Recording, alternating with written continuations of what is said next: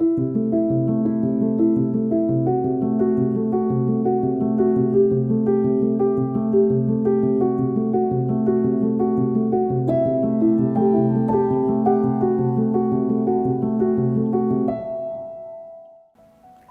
कलिकाल कठिन उर्गारी, पाप परायण सब नर नारी। अर्थात कलयुग का समय बहुत कठिन है। इस युग में सभी स्त्री पुरुष पाप में लिप्त रहते हैं। नमस्कार, स्वागत है आप सभी का पुस्तक प्रेमियों के इस खास कार्यक्रम मेरी कलम में। मैं हूं आपके साथ नम्रता। दर्शकों, शास्त्रों में 4 युगों के बारे में बताया गया है, जिसमें अब तक 3 युग सतयुग, त्रेता युग और द्वापर युग समाप्त हो चुके हैं। और जिस युग में इस वक्त हम अपना जीवन निर्वाह कर रहे हैं, उस युग को कलयुग कहते हैं। कलयुग को सभी युगों से ज्यादा अधर्म और पाप वाला युग माना जाता है। कहा जाता है कि जब ये अधर्म और पाप अपने चरण पर होंगे तो कलयुग के साथ साथ ये दुनिया भी समाप्त हो जाएगी और फिर शुरुआत होगी एक नए युग की।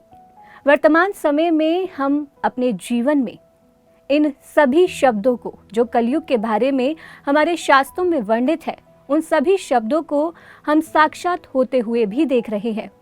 तो क्या कलयुग अपने अंतिम चरण पर आ चुका है? क्या ये समय है युग परिवर्तन का? आज जिस किताब पर हम चर्चा करने जा रहे हैं, वो किताब हमें इन सभी प्रश्नों का उत्तर देगी।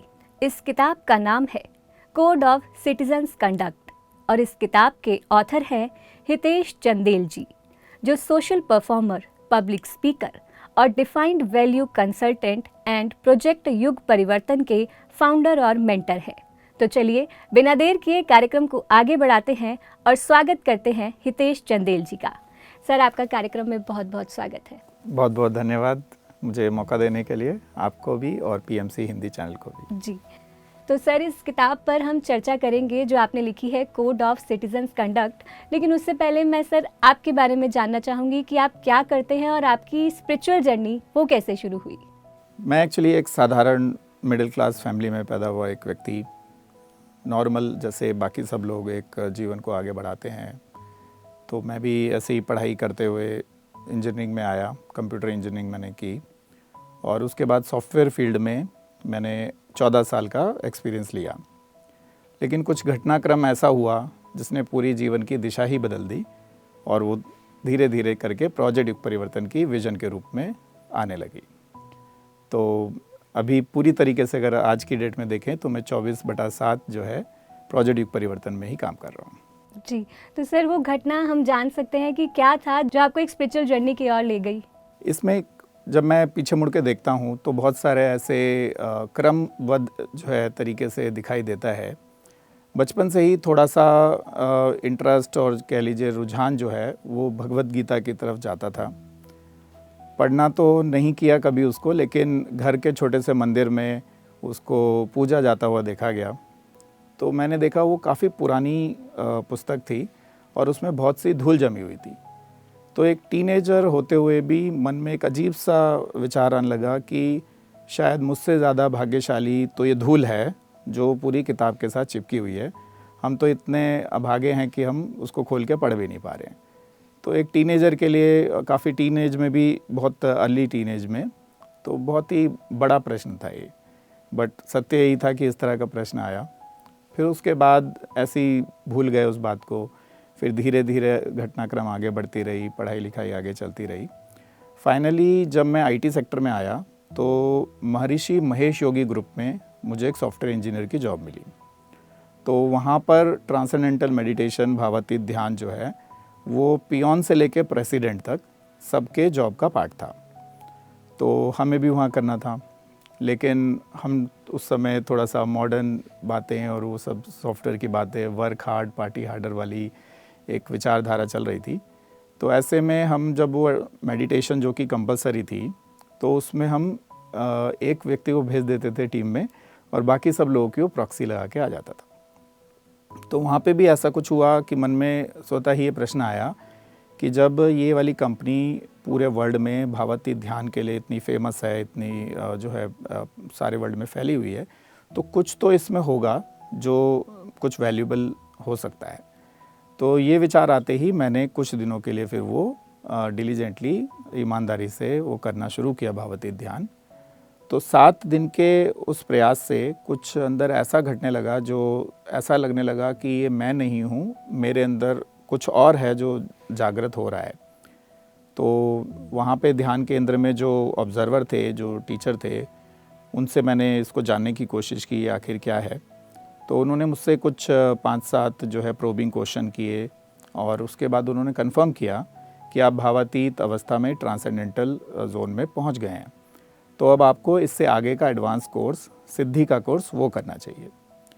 तो मेरे लिए, जो कि एक सॉफ्टवेयर बैकग्राउंड से आया हुआ एक साधारण व्यक्ति था, तो वो सब बातें बहुत बड़ी बड़ी लग रही थी, मेरी वोकैबुलरी में फ़िट नहीं हो रही थी।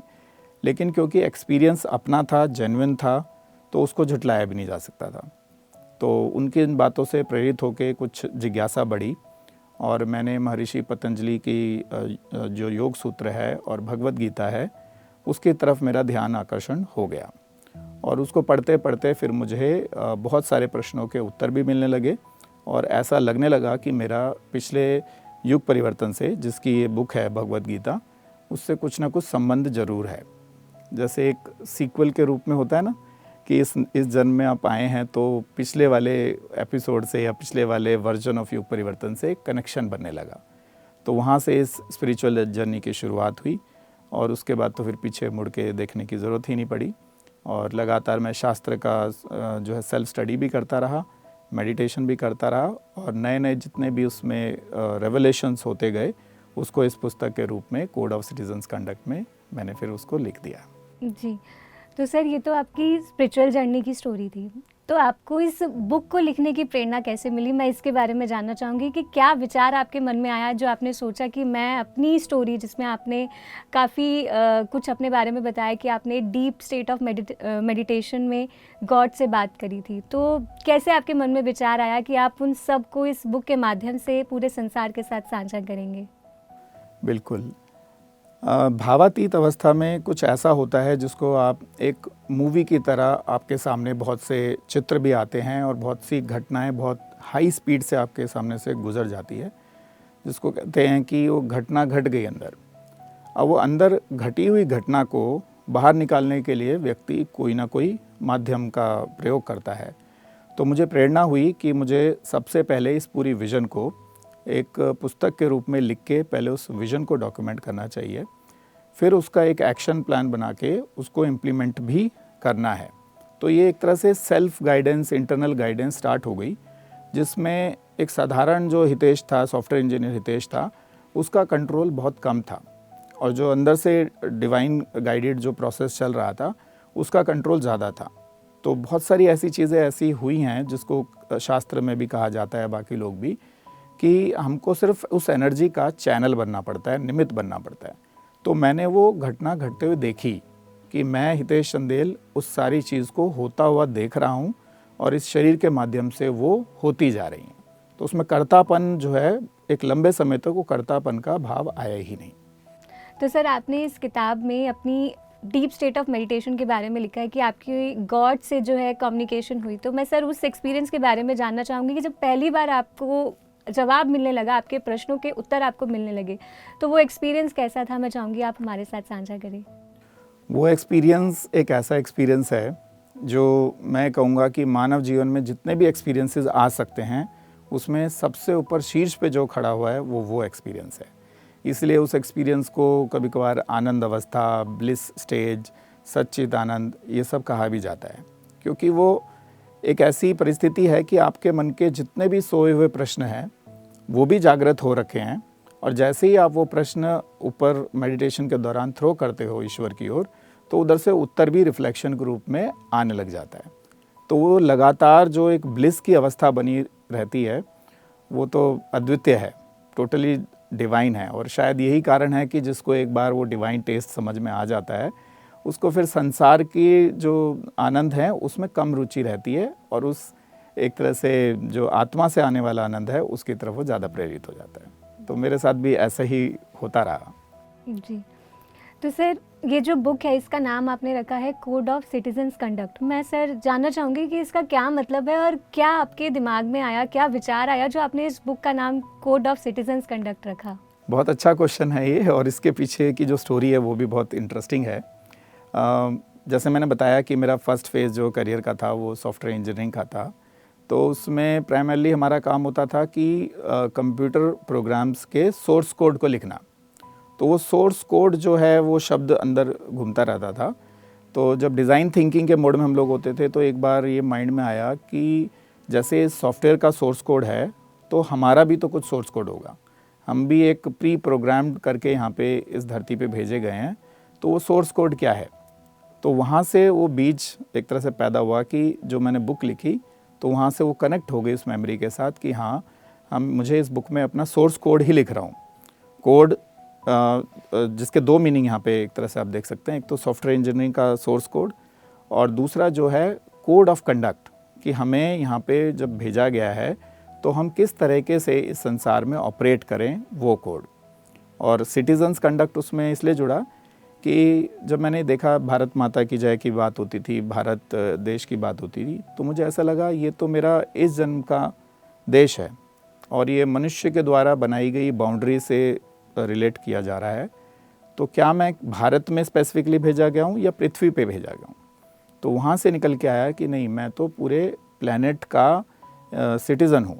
तो पूरे प्लैनेट के सिटीजन्स को कौन सा कॉमन सोर्स ऑफ कंडक्ट है, सोर्स कोड है जो हमें सामने लाना चाहिए, जो हमें आपस में जोड़ेगा पूरे विश्व को। तो वहाँ से फिर ये कोड ऑफ सिटीजन्स कंडक्ट आया। और इंटरेस्टिंगली आपने नाम लेते वक्त इसका पूरा नाम नहीं लिया बुक का, कोड ऑफ सिटीजन्स कंडक्ट, फिर ब्रैकेट में आता है राष्ट्र धर्म। तो उस राष्ट्र धर्म की भी एक स्टोरी है कि जब मैं ये आर्टिकल्स, बुक्स वगैरह लिख रहा था तो एक सज्जन संपर्क में आए और उन्होंने मुझे बोला कि हितेश जी, आप इतना अच्छा लिखते हैं तो आप राष्ट्र धर्म के ऊपर कुछ क्यों नहीं लिखते। तो फिर मुझे लगा कि हाँ, ये बात भी कोड ऑफ सिटीजन्स कंडक्ट से जुड़ती है कि code of conduct as a citizen of this planet, तो यानी कि राष्ट्र एक ही होना चाहिए, वन कंट्री, जो आजकल भारत में काफ़ी फेमस भी हो गया है, वन फ्यूचर एंड वसुधैव कुटुंबकम। तो एक कंट्री होनी चाहिए, यानी कि पूरी पृथ्वी को एक कंट्री मानते हुए जो धर्म बनता है, जो उत्तरदायित्व बनता है राष्ट्र धर्म, वो भी बुक के नाम में ऐड होना चाहिए। तो मैंने code of citizens conduct with in bracket उसको राष्ट्र धर्म किया। जी, तो सर अभी आपने कहा कि हम सबका भी एक कोड है, तो वो कोड क्या है सर, इस बारे में मैं जानना चाहूँगी। देखिए, साइंस की भाषा में देखें तो साइंस कहता है डीएनए हमारा सोर्स कोड है, कि हमारे डीएनए के बेस पे डिपेंड करता है कि हम किस तरह का बिहेव करेंगे, किस तरह के हमारे फिजिकल पैरामीटर्स होंगे, हमारे साइकोलॉजिकल पैरामीटर्स होंगे। पर उसको अगर आप आध्यात्मिक दृष्टि से देखें, जो कि इस भौतिक साइंस से ऊपर की बात है, तो वहाँ पे देखने से समझ में आता है कि जब हम आत्मज्ञान की ओर बढ़ते हैं तो हर व्यक्ति जब आत्मज्ञान की चरम सीमा पे पहुँचता है तो वो एक ही सत्य पे पहुँचता है, अलग अलग सत्य नहीं है। तो कुछ ऐसा है हमारे अंदर कोड में, हमारे सोर्स कोड में, जो कॉमन है। और साइंस के हिसाब से 99.9% जो है डीएनए सेम होता है, बाकी 0.1% से ही सारी विविधताएं बनती है। तो जब उस चरम सीमा तक जाके देखा तो पूरी ह्यूमन मशीन का, जिसमें बॉडी भी आती है, मैंने मशीन इसलिए बोला क्योंकि ह्यूमन बॉडी बोलूँगा तो केवल शरीर तक सीमित रह जाएगा, तो उसमें बॉडी भी है, उसमें हमारी साइकोलॉजी भी है, उसमें हमारी बुद्धि से पैदा होने वाला लॉजिक भी है और आत्मा से आने वाला दर्शन भी है। तो इन चारों को एक साथ लेके हम ह्यूमन मशीन इसको बोल रहे हैं। तो वो बहुत वेरी वेल डिज़ाइंड है। वो ऐसा नहीं है कि सबका डिज़ाइन अलग अलग हो, वो मैनिफेस्टेशन अलग अलग है। हम प्रकट अलग अलग रूप में हैं, लेकिन अंदर से सब एक ही हैं, एक ही आत्मा है। सर अभी आपने सत्य की बात करी और आपने इस किताब में भी लिखा है कि आप भी ढूंढ रहे थे कि एब्सोल्यूट ट्रुथ क्या है, और जैसे कि आपने लिखा कि सबके अपने अपने एक्सपीरियंस है, तो सबके हिसाब से अपना अपना एक ट्रुथ है। तो कैसे पता चलेगा कि क्या है एब्सोल्यूट ट्रुथ, और नॉलेज ऑफ ट्रुथ भी आपने लिखा है, तो क्या है सर ये, इस बारे में जानना चाहूँगी। ये बिल्कुल स्पिरिचुअलिटी का, आध्यात्मिकता का एक मूलभूत प्रश्न है कि असल में परम सत्य क्या है। और कई बार कई लोग उस परम सत्य को ढूंढते हुए ये भी कंक्लूड कर देते हैं कि परम सत्य नाम की कोई चीज़ भी नहीं होती, परसेप्शन इज़ रियलिटी के ऊपर वो भरोसा करने लग जाते हैं, जबकि ऐसा असल में नहीं है। जो लोग एक्सपीरियंस कर चुके हैं उससे आगे की चीज़, उनको दिखता है कि परम सत्य तो एक ही है। लेकिन क्योंकि इस मानव शरीर में हम उस परम सत्य और त्रिगुणी प्रकृति के मेल से बने हुए हैं, तो जो भी हमारा त्रिगुणी प्रकृति का कॉन्फ़िगरेशन है उसके हिसाब से हमारा परसेप्शन हमें अलग अलग दिखाई देता है। उसी एक परम सत्य का अलग अलग पॉइंट ऑफ व्यू। तो सत्य एक है, लेकिन उसके पॉइंट ऑफ व्यू जो है वो 800 करोड़ हो सकते हैं। जैसे आज 800 करोड़ लोग इस पृथ्वी पे हैं, तो 800 करोड़ पॉइंट ऑफ व्यू हैं। लेकिन अगर वो पॉइंट ऑफ व्यू की डायरेक्शन परम सत्य की ओर है तो एक बहुत अच्छा तालमेल बन सकता है। बेशक हम अलग अलग खड़े हों, पर हमारी अगर डायरेक्शन एक तरफ है तो और डेस्टिनेशन एक है, तो हम एक तरह से कोलैबोरेट कर सकते हैं, सहयोग कर सकते हैं और वसुधैव कुटुंबकम को भी अचीव कर सकते हैं। जी सर, इसमें मेडिटेशन का कितना इम्पोर्टेंट रोल है, मैं इस बारे में जानना चाहूँगी। देखिए, मेडिटेशन एक ऐसी प्रक्रिया है, उसके बारे में बताने से पहले एक उससे रिलेटेड मैंने कोट बनाया है, वो मैं आपको बताना चाहूँगा कि जिस चीज़ पे दोगे ध्यान वो देगी अपना ज्ञान। तो इस ब्रह्मांड में जितनी भी चीज़ बनी हुई है उनको जैसे ही आप ध्यान से देखेंगे तो आपको उसका ज्ञान होने लगेगा। जितना जितना ध्यान आपको उसका आता जाएगा या ध्यान बढ़ता जाएगा, उतना उतना वो अपना ज्ञान देने के लिए बाध्य है। इस तरह से हमारी ये प्रोग्रामिंग ध्यान और ज्ञान की हो रखी है। तो मेडिटेशन वो प्रक्रिया है, ध्यान वो प्रक्रिया है जिसके द्वारा ज्ञान प्राप्त किया जा सकता है किसी भी चीज़ का। और ये पहले के टाइम पे अगर हम एंशिएंट वर्ल्ड की बात करें तो वो लोग इस बात को बहुत अच्छे से समझ चुके थे, इसीलिए ध्यान स्टूडेंट लाइफ से ही शुरू हो जाता था। जैसे मैंने बुक में लिखा भी है, आपने अगर देखा हो, कि मैं गॉड और ऑथर के डायलॉग में बात करते करते भगवान से ये बोल रहा हूँ कि आपने ये 35 साल क्यों लगा दिए बताने में, क्यों नहीं मेरी अर्ली स्टेजेस में ही इस ध्यान का अगर आप समझ दे देते तो जो एक रॉन्ग डायरेक्शन में लंबे समय से चलते आ रहे हैं तो वो नहीं होता। तो इसलिए ध्यान का तो इसमें पूरा महत्व है। Meditation is the key in this entire process.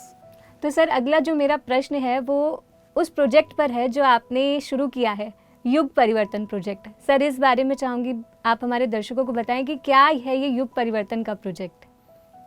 देखिए, इसमें जो युग परिवर्तन शब्द है वो तो मेरा दिया हुआ नहीं है, वो तो आप चारों तरफ आज की डेट में देखते ही होंगे कि लोग युग परिवर्तन की इच्छा की तो बात कर ही रहे हैं कि एक युग के परिवर्तन की आवश्यकता है। बट हमारा जो उसमें यूनिक कंट्रीब्यूशन रहा वो रहा उसमें प्रोजेक्ट शब्द को जोड़ना, और उसका कारण रहा आईटी बैकग्राउंड। तो आईटी बैकग्राउंड में जब हम कोई भी काम करते हैं तो वो प्रोजेक्ट के रूप में होता था, और प्रोजेक्ट की जब डेफिनेशन में जाएंगे तो दिखेगा कि डिफाइंड बिगनिंग और डिफाइंड एंड तक ले जाने के लिए जो परिवर्तन करना है वो पूरा परिवर्तन मिला के एक प्रोजेक्ट बनता है।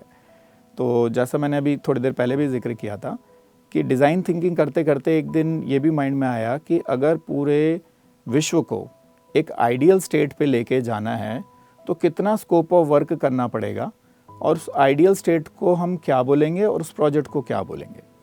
तो उस आइडियल स्टेट का नाम निकल के आया कि ठीक है, इसको हम गोल्डन एज, स्वर्ण युग, सतयुग ये बोल देते हैं। और यहाँ से जो आज की स्टेट है वहाँ से वहाँ तक ले जाने का जो कार्य करना है उसको प्रोजेक्ट युग परिवर्तन बोलते हैं, क्योंकि हर प्रोजेक्ट का जो स्कोप होता है वो चेंज होता है, कोई ना कोई परिवर्तन वो जीवन में लोगों के लाता है। तो ये तो ऐसा परिवर्तन है, इतना बड़ा स्कोप है, तो इसका युग परिवर्तन से ऊपर तो कोई शब्द बचा नहीं। तो वहाँ से ये आया कि इसको आप प्रोजेक्ट युग परिवर्तन नाम दीजिए।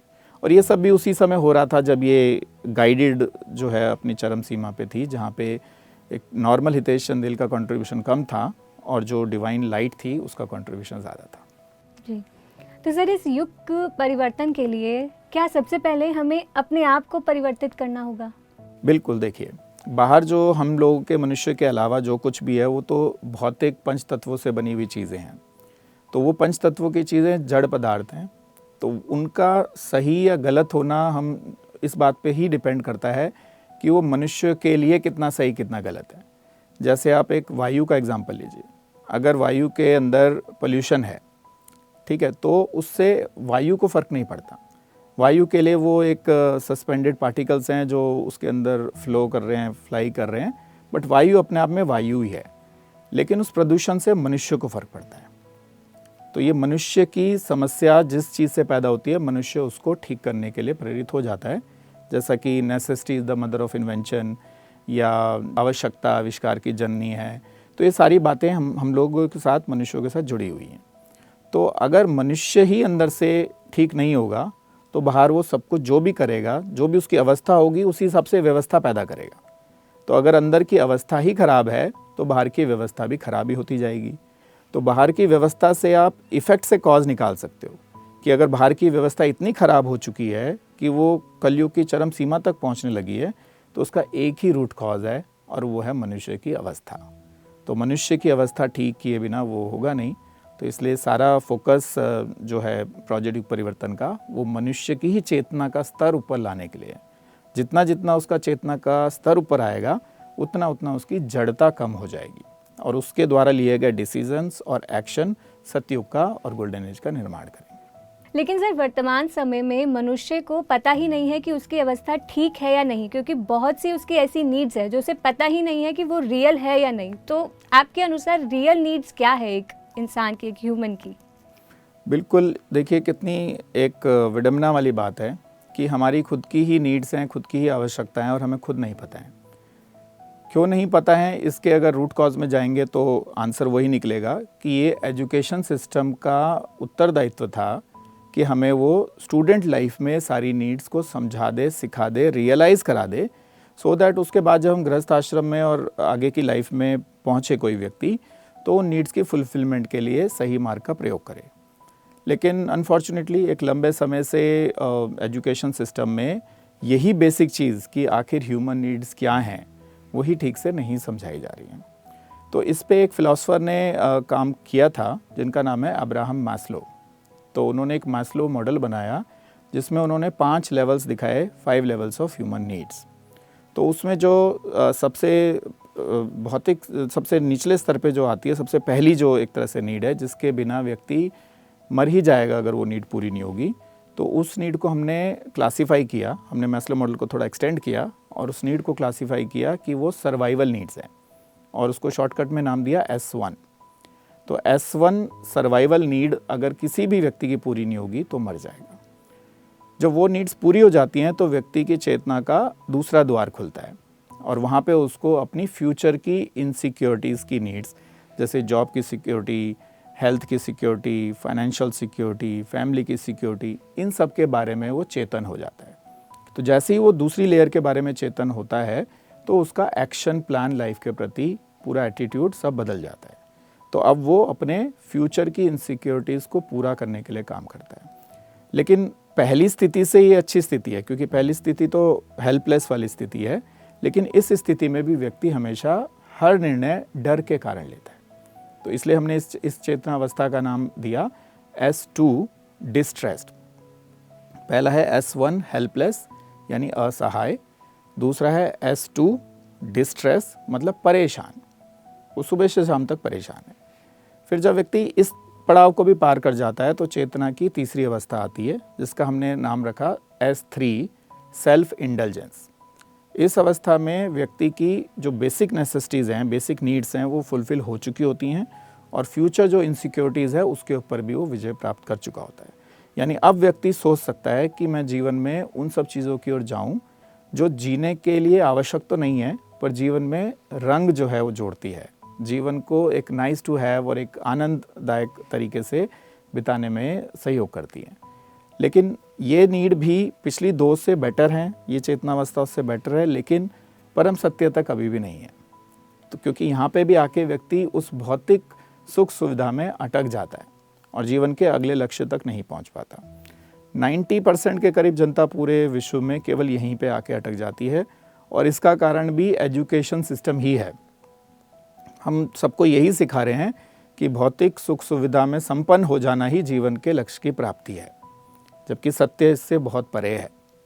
तो जब इस इल्यूजन वाली जोन से भी व्यक्ति निकल के पहुंचता है S4 अवस्था में, जिसका नाम हमने दिया एम्बिशियस, महत्वाकांक्षा, कि जहां ये जो भौतिक सुख सुविधाएं हैं इससे ज़्यादा इम्पोर्टेंस लगती है अपने स्वाभिमान की नीड की, अपनी पहचान की नीड की, need to get power and authority on other people, कि मेरा भी दुनिया में कुछ नाम हो, मेरी भी चले, मैं अगर कुछ कमांड दूँ तो दूसरे लोग उसके ऊपर एक्शन ले। तो जब व्यक्ति इस नीड तक पहुंचता है तो महत्वाकांक्षा वाली नीड को भी समझ जाता है। लेकिन यहाँ पे भी जीवन का जो नीड्स पूरी नहीं हुई हैं अभी। जैसे ही इस चौथी नीड से पार करके वो 5वीं नीड में पहुंचता है तो वो आउट ऑफ द बॉक्स हो जाता है, वो मटेरियल वर्ल्ड से ऊपर की सोच तक पहुंच जाता है, उसको एक अनाहत नाद सुनने लग जाता है, जो कि आप कह सकते हैं डिवाइन लाइट तक तो नहीं पहुंचा पर डिवाइन साउंड तक वो पहुंच जाता है, वो इंट्यूशन गाइडेड होने लगता है। तो ऐसी अवस्था को हमने नाम दिया S5 क्यूरियस, जिज्ञासु। तो S5 बने बिना व्यक्ति जो दो मूलभूत प्रश्न हैं इस जीवन के, who am I and why I am sent on planet Earth, इन दोनों की खोज ही नहीं करता है। तो 90 यहाँ पे आते आते वो 99% तक हो जाता है कि 99% पॉपुलेशन S1 to S4 में ही जी रही है। तो ये जो S5 वाले लोग होते हैं, ये फिर उस परम सत्य की प्राप्ति के लिए मेडिटेशन भी करते हैं, दूसरी यौगिक क्रियाएं करते हैं और इसको बहुत ही लाइफ की प्रायोरिटी लेके आगे बढ़ते हैं। और इन्हीं लोगों के पास खुद की भी और दूसरों की भी समस्या को सॉल्व करने का, उनकी नीड्स को पूरा करने का ऑर्गेनाइज सिस्टम बनाने की क्षमता होती है। तो ये लोग दुनिया को लीड कर सकते हैं और लीडरशिप पोजीशन पे ऐसे ही लोग होने चाहिए। और कलयुग का जो कारण है वो भी यही है कि S4 अवस्था पे ही सारे लीडर्स वर्ल्ड के इस समय हैं, S5 पे बहुत कम है।